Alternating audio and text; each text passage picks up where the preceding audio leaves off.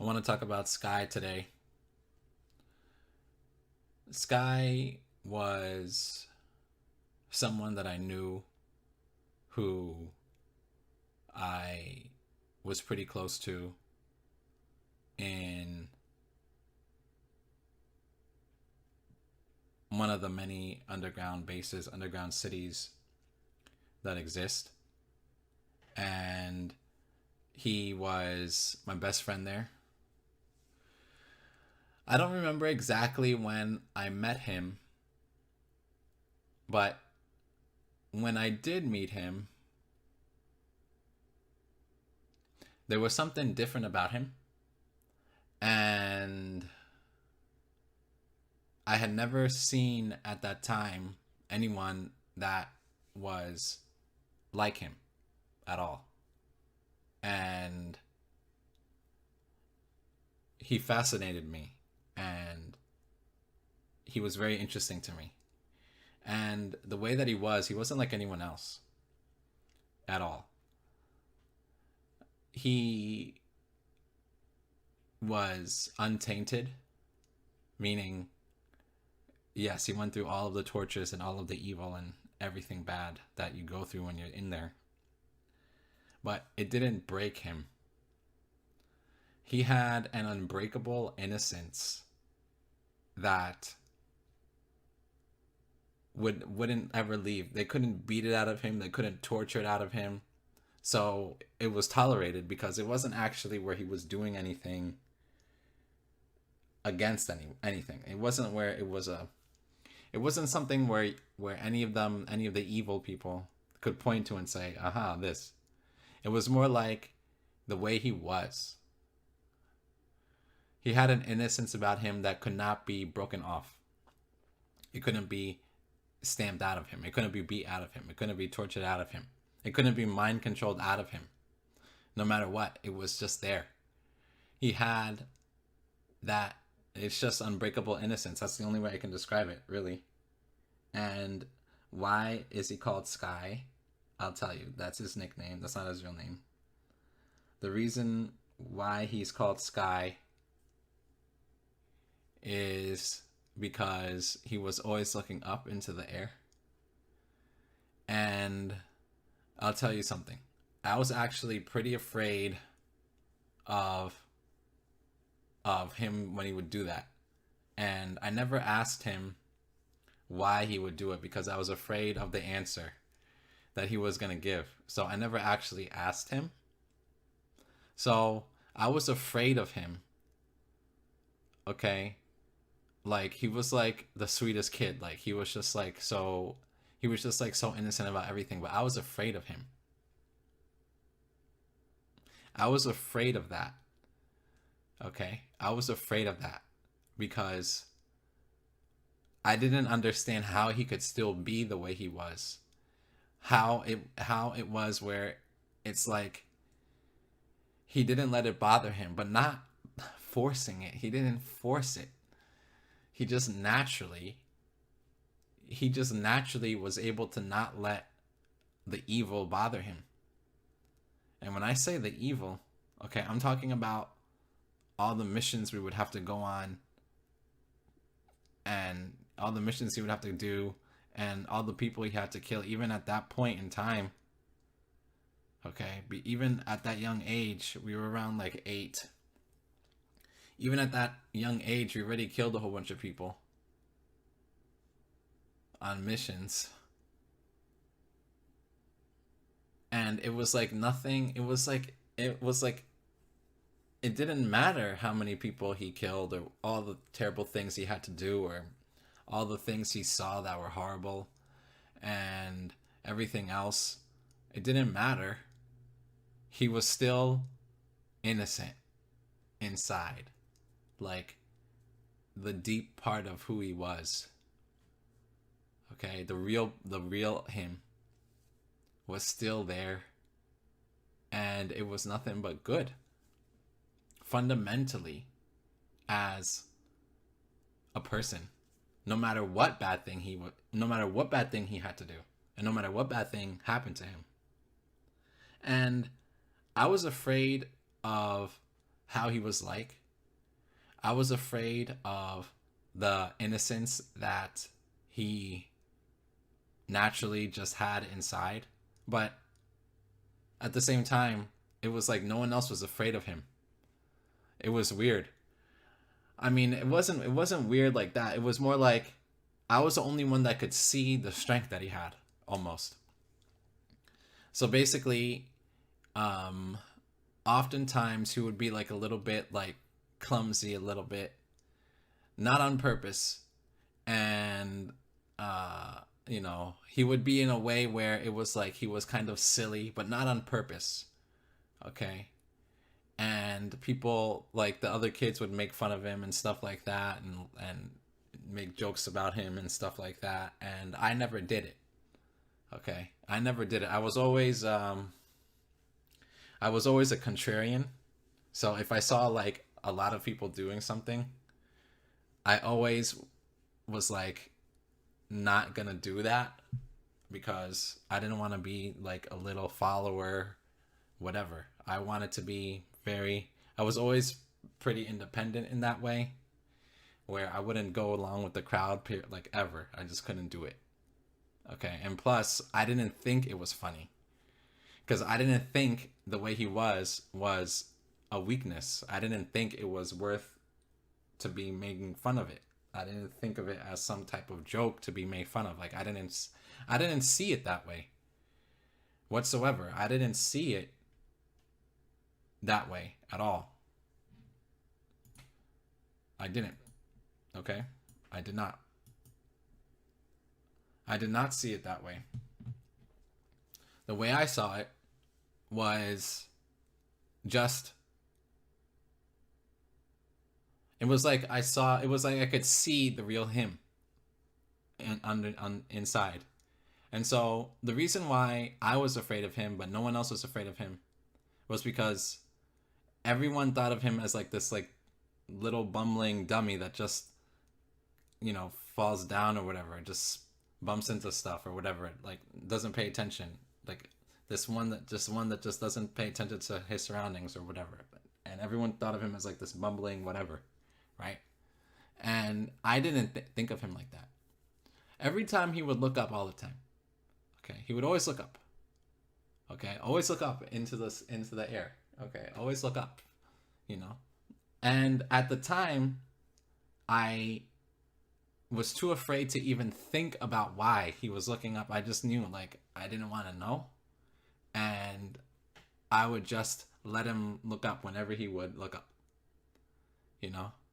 And it was like he would look up and he would get like this look on his face. Like, I can't describe it. I don't even know what kind of look it was, but it was like he wasn't there. It was like he wasn't there. It was like beyond lost in thought. So at the time, I was too traumatized and too effed up to even like examine it that much. But now that I actually think about it, I think that the reason he looked up so much, because he could see. He was probably looking at heaven, or he was probably looking at Jesus. He was probably looking at the angels or whatever. He was probably seeing. God was letting him see. God was opening his eyes to where he was going to be. The good place, paradise. And he would always look up all the time. And it was like he could always see it. Always see it. He could always see it. Look into it. And see it. And it was giving him strength. It was giving him power. Not like, oh, supernatural, I'm gonna like lift you up without touching you or something. Like, not that type of power. But it was giving him the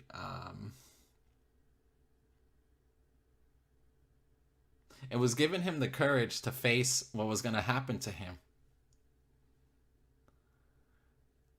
And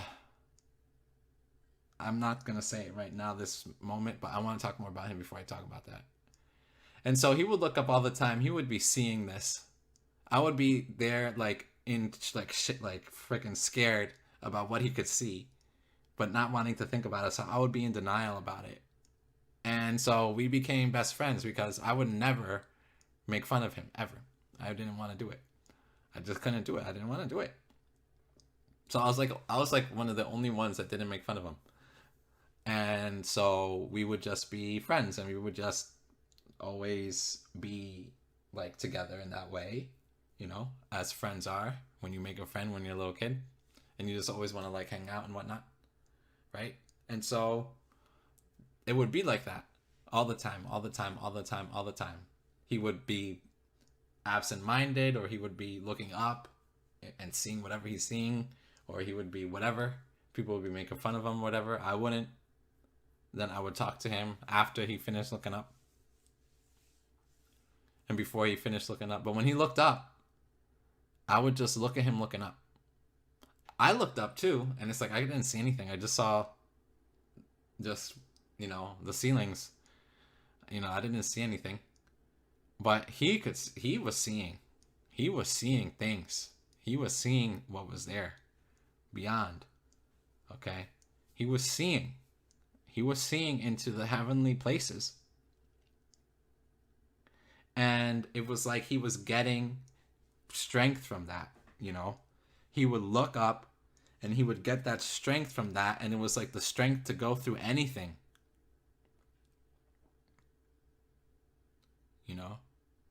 It was the strength to go through anything. And he would just have it. He would just have it. And he would just say things to me all the time. He would tell me things. He would say things to me. Like he always knew what to say. I was much more of the only way I knew what to say all the time was because I was a very, very, very good listener. And so I only knew what to say because of how good of a listener I was. But he knew what to say when I didn't say anything. He just knew what to say, not because I said something first. So he would look up into the air, and then however long he would spend doing that, and I would just be like scared that he's doing it. I would look up sometimes, I don't say anything. And then he would stop looking up and he would look at me and he would say things to me that I needed. And he always knew what to say. He always knew what to say to me. He always knew. And at the time, I didn't understand, like, how does he know? How does he know what to say? Like, how does he know what to tell me? Like, how does he know what I need? I didn't understand it. I didn't understand it at the time. Now I know because he would look up and it was probably God telling him stuff. And then he would look down, and then he would look at me and he would tell me. And so that was Sky, basically. Unbreakable innocence. That was his strength. They couldn't make him evil, even though they made him do bad things, and bad things happened to him. It didn't make him evil, ever. It didn't make him evil. And he didn't despair like me.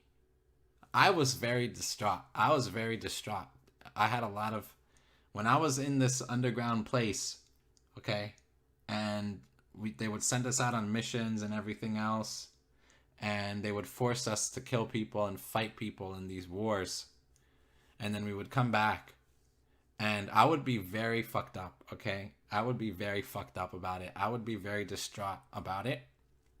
100% completely. But because it was all multiple personality and everything else, I was very good at hiding it. I could hide it very well. Where it wouldn't show on my face, it wouldn't show in my voice. I wouldn't give anything away that anything was bothering me at all. That's how good of a actor I became. And so I became like a very good actor. And I just basically just felt it in the inside, but I wouldn't make any expression on the outside at all. It didn't matter how terrible I felt. I just always acted like I could do whatever. And I just pushed through it. Okay? Push through it. You have to. You have to push through the pain. You have to push through the agony. You have to push through the tortures, because what are you going to do? What are you going to do? Right? Either you're going to push through it or you're just going to commit suicide then. There's no other choice. You don't have any other choices. Either you're going to push through it and you're going to live, or you're not going to push through it and you're going to die, and that's it. There's no in between. There's no nothing in between. It's one or the other. It's a binary option. Two choices. Live or die, and pick, and that's it. And pick which one you're going to do, and then do it. That's all you can do in that place, because when you're in that place, let me tell you something right now. When you're in that place, you're just a slave. You don't have a say in anything. Okay? You don't have rights.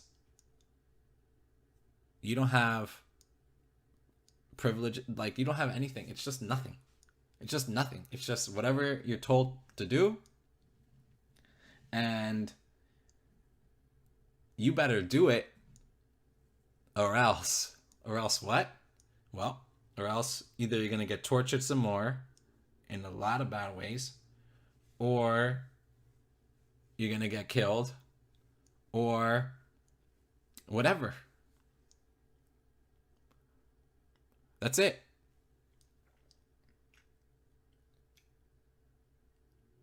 There's no... But Sky, it was like he always had this hope in his eyes that I wanted it. I didn't want to take it from him. I wanted it to be where I could have it too. I wanted him to copy it and paste it onto me so I can have it too. I wanted it like he had it so that we can both have it. So that everyone can have it.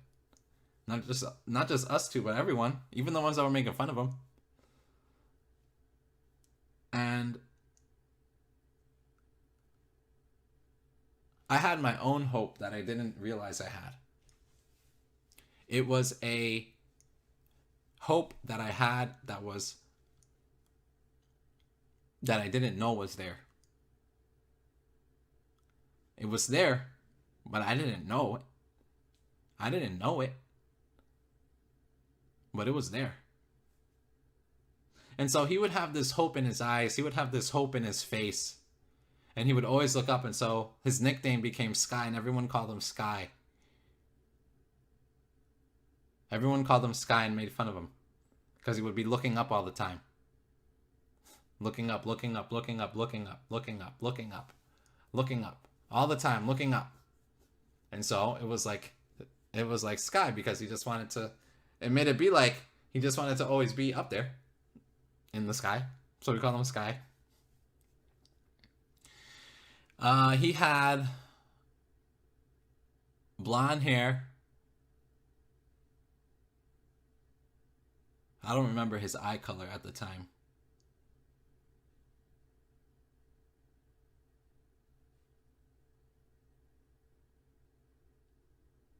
He had a very refreshing smile. I could remember that. I remember he had a very refreshing smile where it was like he was truly, like there was something there protecting his heart from the horrors that allowed him to really smile like a true, honest, like he had a refreshingly true, honest smile, because he had a special protection on him. He had a special protection on his heart that kept the horrors away, that allowed him to be like that. And I didn't have that smile like that. I couldn't smile like he could. At the time, I didn't know why.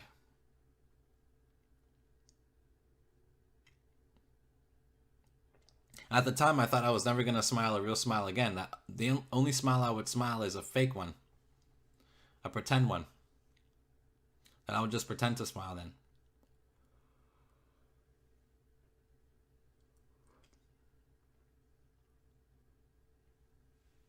And it was almost like Sky knew he wasn't going to live long. Like, it was almost like he knew it. It was like he knew all these things. It's like he knew. It was like he knew what was going to happen to him. It was like he knew he was going to die in that place and that he already made peace with it. See, I did not make peace. I could not make peace with that, okay? I could not make peace with just dying there. No matter how much I lied to myself and say, "No, I'll be fine. If this is what life is going to be, just being a slave soldier, just being a fucking slave, then fine. I accept it." Like, I couldn't. There was no way that I was ever going to make peace with something like that, ever. Because the way that I am is, not only am I a contrarian, I go against the crowd. I'm not going to do something just because a whole bunch of other people do it. I completely reject the logical fallacy that the appeal to popularity, where everyone's doing it, so you do it too. So that is something that I'm completely against from just naturally the way I am. Okay, so all of that, that's how I am. And I also could never accept certain things as just being the way they are, so just accept it. Oh, I'm going to die in this place. Okay, fine, I accept it. I'm always going to be a slave. Okay, fine, I accept it. This bad thing is always going to be. Okay, like, I could never accept it. I couldn't. I refused. But Sky wasn't like that. It was like he knew he was going to die there, and he accepted it right away. Like, it wasn't like where he struggled to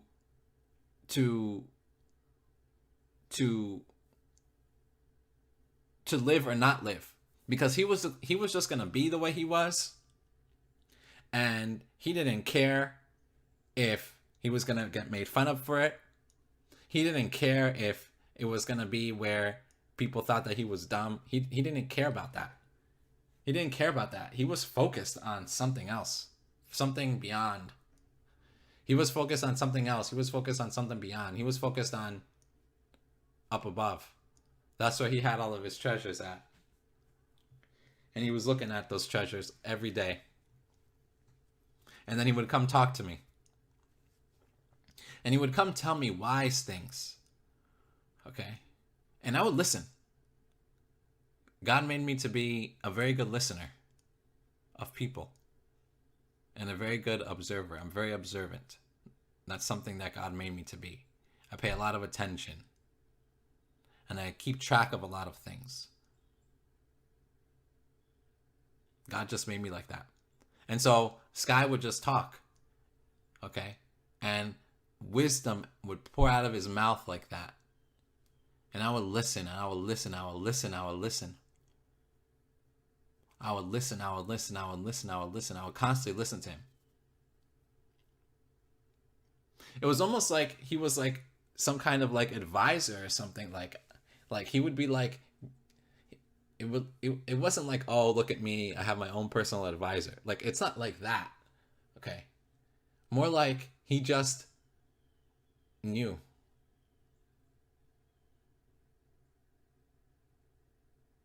He was the best of us. He never made fun of anybody.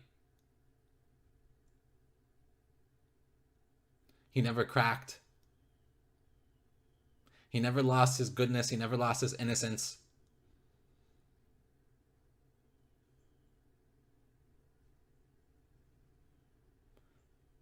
And only the good die young, and that's real, and that's true. Because he was young when he died. He was only 8. He was only 8 when he died.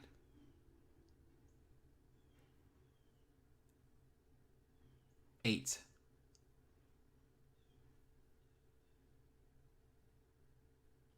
He didn't get a chance. But he accepted him not getting a chance. He accepted it. He accepted it. He was like, okay. He was like, okay. Like, he was ready. He was ready. He was ready to go.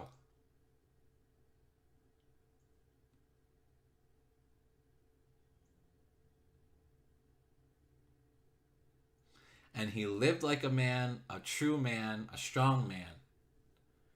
And he died like a man, a true man, a strong man.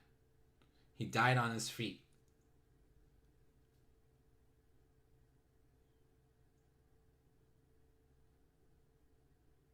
And he died 100% innocent in every way.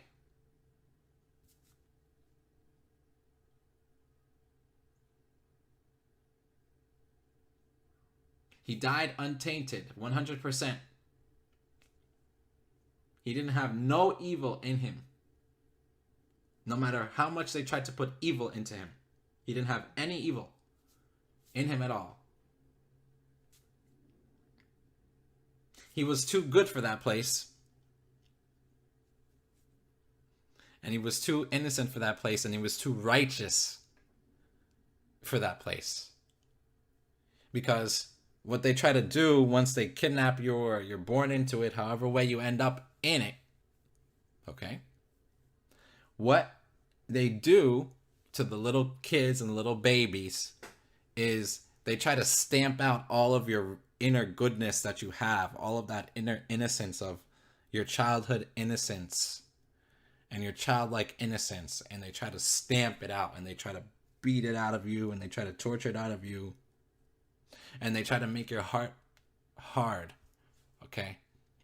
And they try to make your soul cold, and they try to make you cold, and they try to make you into this cold, calculating bastard of a person that can just kill on command and no remorse and just robotic, okay? They try to make you this robot in the way you are, unfeeling, where you can just, okay, go over there, kill that person, boom, dead. Go over there, hurt that person, boom, they're hurt. Go over there, torture that person, boom, they're tortured. Blow that person up over there, do this to that person, do that to that person, kill that person, kill that person, kill that person, kill these people, kill these people. And they try to make it where they tell you who to kill or which groups of people to kill. Doesn't matter. You just right away, you go and do it, and that's it. Not even taking a second to think about it, nothing. You just, the moment you're told, kill, boom, that's it. That's how they make the kids there in these underground cities and these underground bases, in these underground places. They try to, they mold through tortures and mind control and everything else, little kids into that, okay? But even though they did that to Sky, and even though he did have to kill people, he did. We all did. All of us had to. It wasn't, we didn't have a choice. We were too small. We couldn't do anything. But even still, his innocence didn't die with him.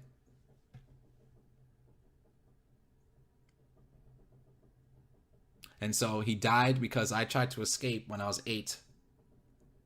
You know, I would listen to him. And it was almost like the things that he was telling me were coming into me. And it was like, you know what? He's right. This isn't right. I want to get out of here. And it's like, you know, I got caught. And I was prepared to die as well. You know, we were all ready for death. I was ready to die. But instead, they killed Sky instead. They shot him. They shot him in the head. One of my trainers, one of my instructors, to teach me a lesson so that I wouldn't run away. And they murdered him just like that. Even though he didn't do anything. I'm the one that tried to leave. I'm the one that tried to escape. But Sky was too innocent and too righteous. And so they wanted to get rid of him. And so they needed a reason to get rid of him because he wasn't actually doing anything. And so that's what they used as a pretext. And then they tried to pin it on me, even though they were the ones that killed him. That's my best friend. That's how he lived. That's how he died.